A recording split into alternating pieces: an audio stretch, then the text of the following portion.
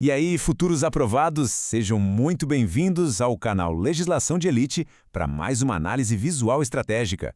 A nossa missão hoje é desbravar um daqueles temas que, olha, decidem o jogo nas provas. O título exato da nossa explicação de hoje é Lei de Drogas, Lei número 11.343/2006, parte 1. Preparar esse terreno e entender a base dessa legislação é literalmente o primeiro passo absoluto para garantir aqueles pontos preciosos rumo à aprovação. Bora lá? Para que a gente consiga hackear as bancas de vez e não cair naquelas armadilhas clássicas, dá só uma olhada no nosso roteiro de hoje. A gente vai passar pela estrutura da lei de drogas, depois entender o conceito legal de droga, focar nas regras e exceções do artigo 2º, analisar uns casos práticos e jurisprudência e, claro, fechar blindando tudo com as pegadinhas comuns em provas. Então vamos mergulhar logo nisso. Antes de sair por aí decorando qualquer artigo solto, é fundamental a gente entender a espinha dorsal da Lei 11.343 de 2006. Pensa na lei como se ela fosse dividida em dois grandes blocos estratégicos. A primeira parte tem uma pegada super administrativa. Ela foca no SISNAD, que é o Sistema Nacional de Políticas Públicas sobre Drogas, e fala muito de prevenção e reinserção social. Um detalhe importante, bancas como a IBFC simplesmente amam cobrar essa parte, viu? Já a segunda parte é onde a chapa esquenta, é a esfera penal e processual. É exatamente aqui que moram os crimes, tipo porte para consumo do artigo 28 e o temido tráfico do artigo 33. Para quem foca nas carreiras policiais, dominar essa parte 2 é inegociável, mas a parte 1 nunca pode ser deixada de lado. Bom, com essa estrutura macro bem consolidada na cabeça, a gente esbarra numa pergunta essencial. O que de fato essa legislação considera como sendo seu objeto principal? Vamos dar um pulinho no artigo 1º. Gente, o lance central aqui é o seguinte. O conceito de droga para fins penais não é um conceito médico, tá? Ele é estritamente jurídico normativo. Isso significa que não basta uma substância viciar para ser enquadrada na lei. Quer um exemplo? O álcool e o cigarro. A gente sabe muito bem que eles causam uma dependência super forte, mas eles não são considerados drogas sob a ótica dessa lei. E por quê? Simplesmente porque eles não estão naquelas listas oficiais atualizadas pelo Poder Executivo Federal, mais especificamente nas resoluções da Anvisa. Isso ilustra perfeitamente uma parada que despenca em prova, a tal da norma penal em branco heterogênea. O artigo 33 diz que traficar drogas é crime, beleza. Mas a lei não traz a lista das drogas dentro do próprio texto. Ela deixa um espaço propositalmente em branco. Esse espaço precisa ser preenchido por um complemento externo de hierarquia diferente. Como esse complemento vem de um ato do Poder Executivo, como uma portaria da Anvisa, e não de uma lei lá do Poder Legislativo, a gente chama de norma heterogênea. Prestem muita atenção. Se a substância não estiver na listinha da Anvisa, simplesmente não existe crime de tráfico.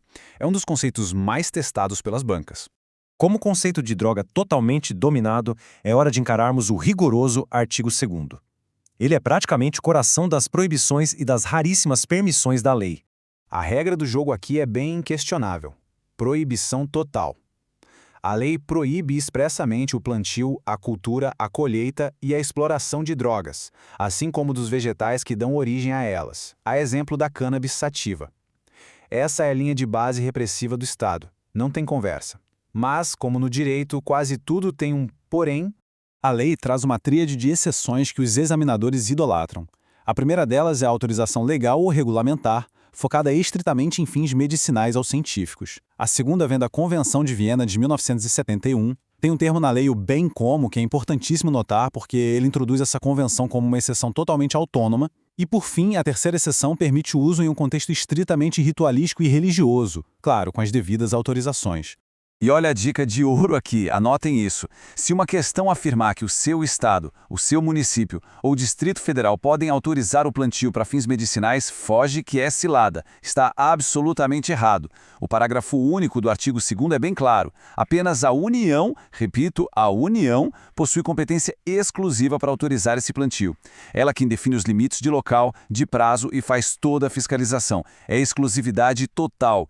Vamos ver como tudo isso faz sentido no mundo real? Sair das regras abstratas e mergulhar na jurisprudência do STF é o diferencial que garante aquela vaga tão sonhada. Então bora falar do famosíssimo caso do lança-perfume que sempre aparece em prova. Foi julgado no STF e envolveu a Resolução 104 da Anvisa. O cloreto de etila foi retirado da lista de drogas e poucos dias depois colocaram ele de volta. E entender essa linha do tempo é vital. Funciona assim. Para quem cometeu o fato antes da substância sair da lista, rolou a retroatividade mais benéfica da lei, gerando a extinção da punibilidade. Agora, e para os fatos que aconteceram exatamente durante aqueles dias em que ela sumiu? Aí temos a atipicidade, porque naqueles dias aquilo nem era droga perante a lei. E após o dia 15 de dezembro de 2000, com o retorno da substância para a lista, voltou a ter tipicidade plena. O examinador ama tentar confundir atipicidade com extinção da punibilidade. Fiquem ligados. Para testar se o artigo 2º está fresquinho na memória, imagina essa situação hipotética que é a cara da sua prova. O Marcos cultiva vegetais específicos para preparar a ayahuasca. Ele usa isso em rituais da religião dele e compartilha a bebida com o pessoal ali na cerimônia. A pergunta é, a conduta do Marcos é um crime sem perdão de plantio ou existe algum amparo legal? E a resposta exata é: tá permitido. A gente não está falando de uso recreativo de jeito nenhum. É uma prática religiosa formalmente amparada por uma regulamentação do CONAD, o Conselho Nacional de Políticas sobre Drogas, numa resolução de 2010. Plantar e compartilhar entre os membros é permitido sim, desde que o contexto seja 100% ritualístico. Caiu essa historinha na prova? Pode marcar a alternativa que diz que a conduta é legal e correr para o abraço. Entramos no nosso último bloco, desenhado estrategicamente para ser o escudo protetor contra os truques mais sujos que as bancas usam para derrubar os candidatos.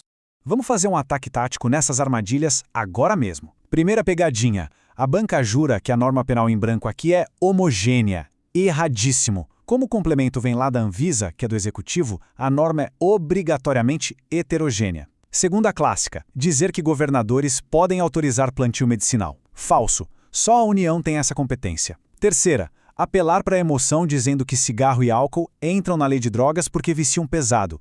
Falso de novo, só entra o que está escrito na lista legal da Anvisa. E por fim, tentar te convencer que os fatos antes da retirada no caso lança-perfume geram atipicidade. Não caiam nessa. Para o passado ali, a consequência é a extinção da punibilidade. Tirem um print mental dessa tela agora. Esse é o vocabulário de sobrevivência para destravar as questões teóricas.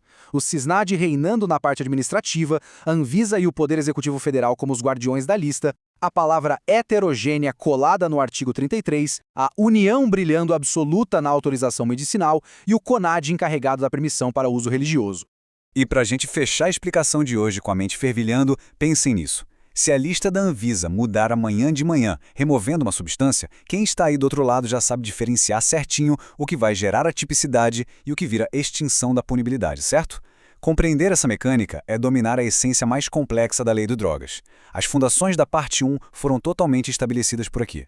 O nosso próximo grande desafio é mergulhar de cabeça na parte 2, lá onde os crimes em espécie vivem.